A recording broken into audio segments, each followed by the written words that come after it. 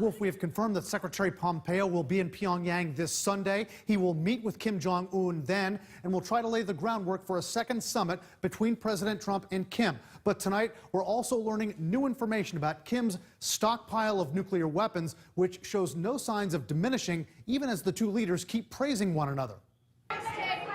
Tonight, as President Trump is dispatching his Secretary of State, Mike Pompeo, to Pyongyang to meet with his former arch-enemy, Kim Jong-un, there's a new and sobering assessment of how Kim is moving ahead with his nuclear weapons program, mostly in secret. South Korea's unification minister says South Korea's intelligence community estimates North Korea may have as few as 20 or as many as 60 nuclear warheads. It's a jarring figure that U.S. intelligence officials declined to confirm or discuss with CNN, but that former weapons inspectors say rings true.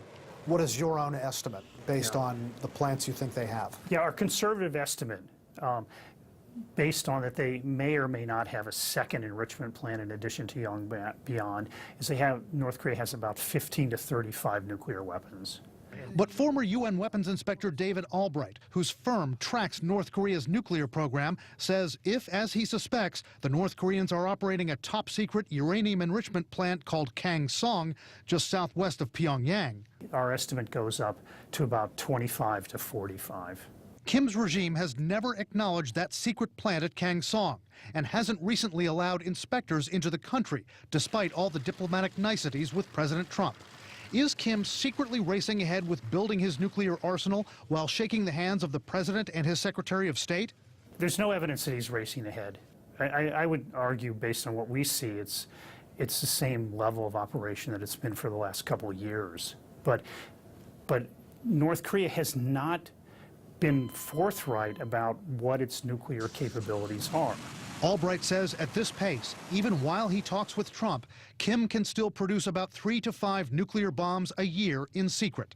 And then we fell in love, okay? As Trump continues to praise North Korea's brutal dictator, veteran diplomats are now poring over a new statement from Kim Jong-un's news outlet. The statement addresses Kim's long-standing demand that the U.S. declare a formal end to the Korean War. America has resisted that because it would likely mean a withdrawal of the 28,500 U.S. troops from South Korea. Kim's regime now says, quote, if the U.S. doesn't want the end of war, the DPRK will also not particularly hope for it. Analysts do not believe Kim's regime is actually dropping that demand for a formal end to the war. I think what this is signaling is that North Korea is not so desperate for an American acquiescence to the end of war declaration that it will put its nuclear weapons on the table first. What they seem to be saying instead is, if you're not prepared to concede on this point, we're certainly not going to concede on being a nuclear weapons state.